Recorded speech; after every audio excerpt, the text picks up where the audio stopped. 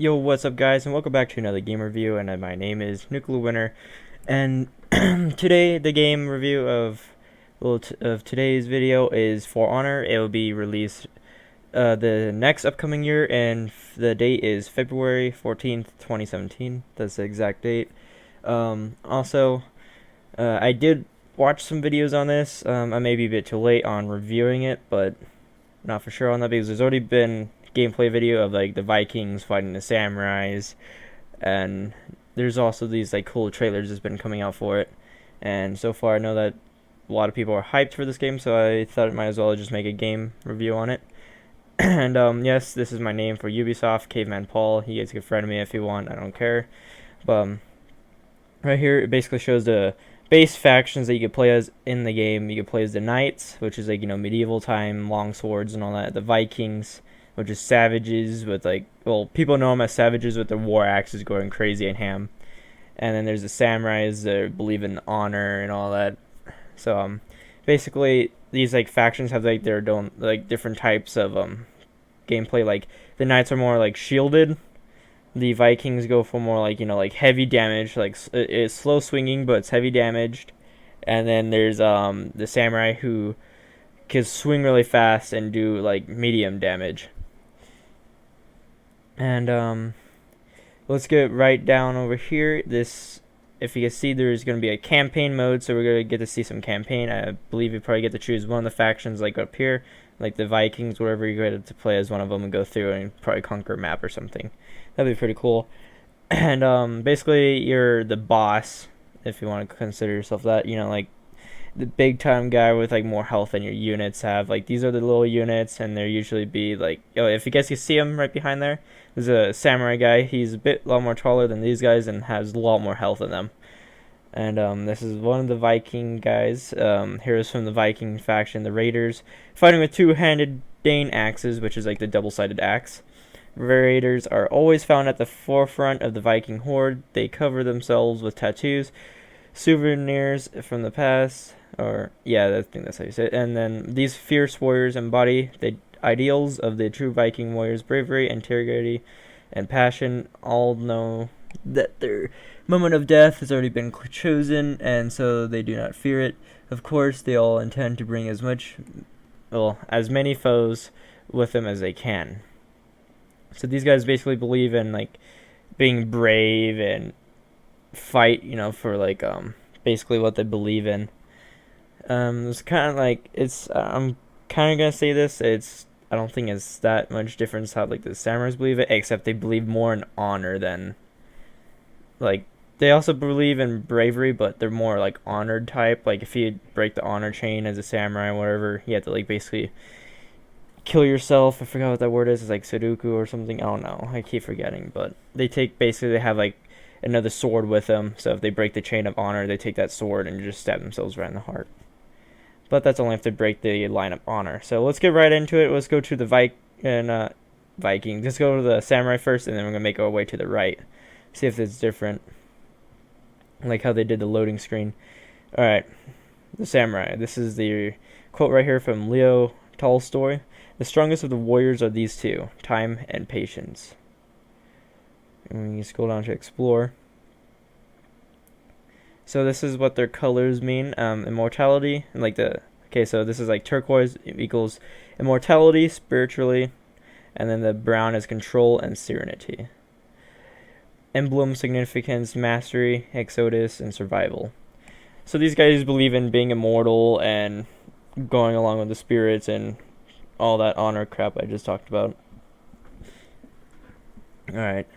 History has not been so kind to the samurai. Originally from the land far, far to the east, they tell a tale of a homeland and an emperor that were lost to the sea and fire during the last great cataclysm.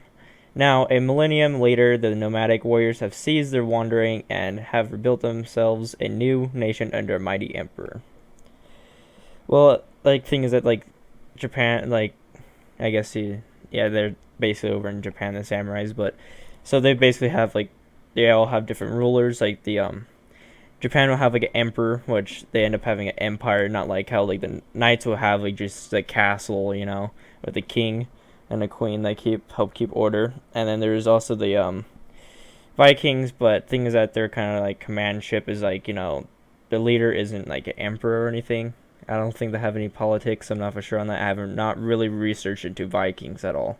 So I know a bit more about like the samurai medieval stuff, but I never really learned about the Vikings. But I know there've been savages and all that in the past. But the leader is basically, like the let's see here, chief or whatever. If you want to do that, that's what I'm just gonna say. But there's different tribes of Vikings, so I'm not for sure if they're gonna have anything like that, like different factions in the game. So instead of just playing as like just the one red faction, you could probably play as someone else.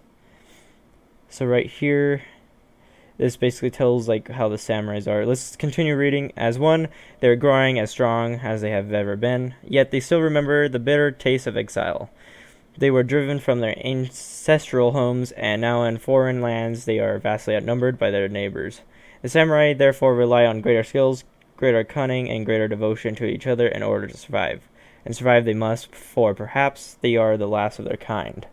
So we can see that the samurais are basically going, like their beliefs and all that, and what they do for their cause and all that is basically, I guess, saying going extinct. That's kind of like how real life was whenever the black, well, not black power, but like ever since like the guns were introduced. Like if you ever watched The Last Samurai, it's basically how all the samurais died. They all got mowed down by like guns and stuff like that, since a guy didn't want to do anything, part of the other factions and stuff like that. The Kenzie all aspire to be living incarnations of Bushido. I'm not for sure who that is, but we may find out in the campaign since they're going to have that. The samurai, the way of the warrior. So this is probably one of the playable characters you get to play as. Let's go up and go. Wait, nope, we can't go back a page. Oh, no, we can swap right here. Okay. Next up is going to be Viking. Their quote is from Robert E. Howard. I live, I burn with life, I love, I slay, and I'm content. You can see they have all their naval ships ready to go siege a place. They're pretty crazy though, they're sieging. Alright, there's our emblem. Let's see what the colors mean. Red equals passion and danger. That suits them since they're, I guess I want to consider them savages again. Black is death and harshness. Yep, this right here shows that they're savages, but that means like they basically go in, kill, don't care what happens, they just want to get their job done and just murder everyone. Well, whoever they're fighting, not like just go up to like their neighbors and like, hey, I'm gonna fucking kill you, but not like that, that's not what I meant, but like keep slaying their foes without any mercy. Emblem significance, freedom, raiders, and clan. Yep, that's basically what we just talked about. But let's read their content thing and get into what this guy is. Previously, okay, first thing I thought that was I'll start over, but the Vikings, previously thought to have vanished. The Vikings have returned in great numbers from somewhere across the sea. They have come for many reasons: to plunder, to take new lands, to expand their people, and to reclaim their ancient homeland in the north. Theirs is a tale of bloody and victory, and now hundreds of clans dominate the frozen tundra. And so that basically shows like where they come from. They come from the north. Second thing that we know, that they want to plunder and expand the land, and they also came in great numbers, so we could see a lot of these bastards just running on, just swinging their axes everywhere and stuff like that, so it's going to be a bit crazy with them. And there's multiple clans in the dominant frozen tundra, so that may end up showing us that there probably actually will be different clans you could probably play as, maybe some, let's see here, Viking versus Viking action. That would be pretty crazy, two different clans going at it just to control land. I wonder if they're going to have something like that for the campaign. Kind of like how, let's say, Total War is, how like their map stuff is, if you guys ever play that. Well, basically, there's like, a map and there's different factions, and then you have this, like, it shows a general. It's kind of like, I guess I want to say, like, at the map layout is like Risk, but it's not like Risk. But the thing is that you buy up buildings, training units, and put onto your general, and once you contact another building or enemy or whatever you want to call it, you go into battle, and that brings you down to the battlefield, and you control your units from there. I wonder how this is going to be like that. I won't mind that. I'm a fan of Total War, stuff like that, or anything like that. So I'm not gonna mind that, but I know there's some people who do not like that. Like I have a friend that doesn't like the turns. He just likes to go out and just start murdering shit. But oh well. Um, let's continue. Indeed, the Vikings are the undisputed power of the rivers and seas. When this vacuous, not for sure how you pronounce that. You guys can tell me. Also, tell me what that means. I'm not for sure what that means, but I may look it up after this video if I remember. But whatever. Let's continue. Seagoing nation can set aside feuds and rivalries. Okay, there we go. Long enough to gather together. They are fearsome to behold. Their warriors live for battle and seek to leave behind a trail of stories and riches, one so glorious that the doors to the gods themselves in Valhalla shall open for them in death. So it seems like the gods are like really accept them like fighting and killing, for what they believe in. So I guess there's like heaven up there unless you betray their clan, then you go down to hell. That's basically how how it works. All right, let's get into this guy. The Raiders, we already read this. They're basically savages with two-handed Dane axes that go around and just kill everything. And they also have the Viking horde, which is just a crap ton of people pouring on the boats and just running up there, just wailing on your gate. As we can see by the armor, it's very nomadic-like. It also, like, you can see, they have, like, the war paint of, like, how, a Viking would had, like, their beliefs and stuff, and they have, like, all those patterns and all that for probably their gods and what they believe in. And things that we see that there's only, like, armor on the side, so I guess they're, like, lightweight, but heavy, like, weapons. Like, heavy weapon dealers, but not that much armor. So that means, like, you can basically get killed pretty easily, but things that you could deal a lot of damage at the same time. And, same with the samurai, except they're like they don't do as much damage, but they have a crap ton of armor since how much armor plated they are. And let's go to the knights. This should be the last one. Yeah, that is. The knights. The quote is by Sir Walter Scott. I'm not sure if this is actually the quote from someone, but it might be. Just to do some like history in it to make it seem like a lot more cooler. But whatever. As we can see from the background, we have some knights charging up, trying to take over the kingdom like how they've always been, taking over kingdoms, expanding their empire, so on and so forth. Fight on. Okay, let's read the quote. Fight on, brave knights, man's dies, but glory lives, fight on, death is better than defeat. So they believe in, victory, but if there's supposed to be deaths to require that victory, they'll take the death no matter what, just to win no matter. So we can see that they literally just keep fighting until they die unless their morale goes down, I believe. If they're even going to have a morale system, but I highly doubt that. So they believe in bravery like many empires and stuff like that do. If a man dies, there's more glory that lives on. So they believe in glory. If a man dies, they believe that he actually fulfilled his purpose in his life when he fights on the battlefield and dies. Alright, let's see what the colors mean. I want to see kind of like orangish gold or wherever, or yellowish gold, it doesn't matter. I think it's more orangish gold. Knowledge and strength. So they believe in, being smart, that's probably why they have a probably good economy. It depends if they actually have, allies to trade with. They believe in strength, so they probably mean by strength in numbers or either their armor. Or, bodybuilding or something, I don't know. It's probably not that, but, oh well. Green means hope and stability. So hope gives people in the kingdom hope that their units will be back, and the soldiers also be basically hoping for winning the battle to see their wives and children if they have any of that. And also stability shows that they won't really lose morale as much, but thing is that they're really a lot more stable on morale, I guess you want to say. This photo is actually really interesting. Caught my eye at the last second. You can see him fighting a samurai. See, that's the same guy right here. But as we can see, he's a lot more armored up too, like the samurai. And I believe you could have a shield with these guys, but it may take down your damage-wise. So the knights could probably basically have a great sword to do a lot of damage, or either you can go with a shield and I want to say like a short sword, but it's not going to deal as much damage, but you could defend a lot more easier. Same goes with like the samurai, except they don't get shields. Don't think so, but if you watch the gameplay, I actually will link down the gameplay for you guys if you want to check that out if you're really interested in this. And also I'm gonna link down the page to if you guys want to go pre-order and all that.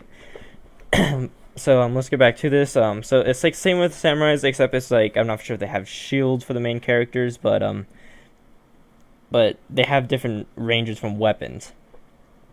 So we have like the katana, fast. I'm gonna say like fast wielding. You can like swing really fast and probably like try like take down their stamina from like blocking and stuff like that if there is that. So you just keep wailing on them until they give through and you can stab them. And I believe they have like a long spear, so you could just like stab them from a far distance too. So that's what's I guess a high perk for these guys, the samurais. So let's get back to reading this. The knights believe that many, if not all, of the ancient ruins that cover these lands were built by the ancestors. Scattered for centuries, today's knights have begun at last to gather again under a single banner, that of the Iron Legion. So I guess all the like kingdoms and all that just went together under as one empire and called themselves the Iron Legion. Makes sense because they all have like iron armor or steel armor too, but it depends on how the unit is. There's also leather armor, which is mostly used for archers, I believe. But let's get back into this. But in this age, the name is more of an ideal than an actual initiative, as local warlords are definite and rise up to form their own legions, and alliances under the Iron Legion's banner are only loosely held. So I guess they didn't all go up as one. So there is some other people, or like other warlords, that's what they call them, rising up to make their own legion. So in the campaign, as these guys may have to go down and put those guys down. So basically, so far we learned from like what the campaigns may be. We know that the samurai is trying to prevent from extinction, so they may try to expand and try to get more people in. Same as the Vikings, except the Vikings aren't going extinct, but they want to get their homeland back up in the north and expand as much as possible. The Knights, they're trying to probably like put down those upcoming rebellion legions, as I want to put them as, and also take down the samurai and their foes that get in their way. So they may also try to expand too. A lot of empires love expanding. But, oh well, let's continue right here. It is only through sheer strength of arms and force of will that the enemies of the knights are kept at bay, but there looms a threat of an even greater army of the legions, rumored to exist in the south and west, though tales speak of the ancient source of the training, traditions, and remarkable arms and armor of the knights. There are few in this part of the world who have seen that grand nation with their own eyes. So basically, like, the knights also believe in, like, if you ever heard of this term, like, mans of arms, it's basically, like, they all, like, I guess, fight side by side, if you want to put that as a, well, this is how I see it, is, like, they fight by side, like, two guys fight by side, or maybe more, and then they won't stop till, like, they kill their foe or something. But you guys might see, like, man-at-arms as something else, like, try, like, gear up and head out or something, it's different for multiple people, but I know there's a definition for it somewhere. So I believe I already went over the armor. He's, like, this guy looks a lot more steel-plated on the shoulders and, like, the helmet, and then some iron, like, chainmail is the iron, this is supposed to prevent arrows, so there may be a buff from that, like, this chainmail will block the arrow from going in, but then the sword will be able to go through. But wait, hold up. Yeah, chainmail blocks arrows, I believe, but the sword's gonna go through, like, the steel and stuff. Also, quick cool fact though, back then in the medieval days, whenever there's a steel armored guy like this guy, let's just say he's, like, full plated steel, like no leather and stuff like that, and there's, like, it's just you and him, but you don't have, like, a bow or anything, like, pierce it or anything. So what they usually do, like, say you only had a long sword or a short sword or something, and he had the same thing except it was like a long sword, what you could basically do is grab it by the blade, and then this is what they did. They grabbed their sword by the blade and just wail onto their basically the head of the foe with the handle part, since it works as a hammer, so you just keep denting it into the skull and it kills them. So that's what they basically did. I wonder if this will be part of the game. The sightseeing through the helmet probably blocks some of your view. I wonder if that's going to do anything in the game, because this right here blocks some view of looking around as much. But I'm not sure if they're going to do that in this game. So this is basically For Honor. We read through like what the history of the game is, what the campaign may be like. Oh yeah, the multiplayer, I haven't got to that yet, but the multiplayer is basically going to probably be like, instead of like, if you guys ever watched the video I put down in the description, it's going to be like, the same thing for multiplayer, except the bosses are going to be players. So there's going to be like, defenders will have like, players, like controlling certain points and trying to defend the areas, while the attackers, which also have players, lead up their remaining forces up and try to take over the castle or fort, or whatever you want to call it. It depends on what the location is, I believe. So right here, you get to sign up for alpha. So if you make a pass, you get to play in alpha. You also get to register for it and stuff like that. Let's press exit on that. We got the game info. We got the story campaign. We already read through all these, and I believe we already went through this story campaign. Not for sure, but you guys could correct me if I did not. You got the news and the community. The news that keeps you updated on what they're updating on and stuff like that, and what maybe future content. But they're not gonna say too much because they want to keep most of the stuff for as a surprise or whenever the game's about to release. Also, the community shows that probably like the people who get to play alpha, if you're one of the lucky people get chosen for, I guess, if they're going to do that. You could probably get to type in the what's not working and what is working, and they can improve on that and just stop doing whatever that's not working, or probably improve on that to make it even work. We got the media, which shows the basics of the game, which we went over. And here's the pre-order now. I believe it's $60 to get this game. I'm not for sure if there's any special editions, so I'm not for sure you could pay $70 and get like the season pass for it. Also, unlike the other video, I don't think that new Star Wars Battlefront game that's coming out for free, I highly doubt it's going to be coming out for consoles, but it's definitely coming out for PC. If they did want it to come out on console, then we have to pay for a license for that. But oh well. But For Honor is coming out for not all platforms, but these 3 platforms: Xbox One, PS4, and PC. So For Honor is going to be coming out for those 2 consoles and any PC that's able to run this game. Also, once you guys get to this page, make sure you have a Ubisoft link. You can go to the rewards section, complete these activities, and you can get already got some stuff for these points.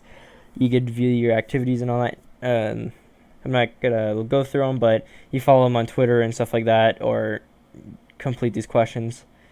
Let's view the rewards. If you get 250,000, not 250,000, why did I get that? I meant I was looking at 6,000, by the way, guys. So sorry about that for the mess up, but 250 points will get you, I guess, sign you up for a custom For Honor PS4. That looks pretty nice. I'm not for sure if it's just a shell, but that looks a really cool PS4. I would not mind getting that. Also, you can sign up for, well, not sign up, but you can put 250 points into the gold edition. So there is a different edition, so this one may cost a bit more. Seems like we've got different skins. So they may have like a kind of a skin system in this. Not like Overwatch. Well, maybe they probably have like a chest and you have a chance of unlocking cool stuff. Or maybe you have to like purchase some packs or something. Or it probably go through like, if you ever guys played Rainbow Six Siege, how you can unlock the operator stuff, like custom skins and all that. And that may be how it works. Like every battle you get around coins or whatever.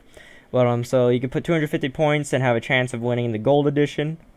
And or you could try to get one of these bracelets, the Knight, Viking, or Samurai. I say they're alright. It's cool, but it'd be cool if they probably put like some like little emblem on the sides of it to make it even a bit more cooler. But oh well, you can get 6,000 points to get one of the special edition wristbands for this game. Not for sure if they're gonna be worth anything though, but oh well. So this was For Honor. Hope you guys enjoyed this video. If you did, make sure to hit that like button. Also subscribe because I have more content coming out later.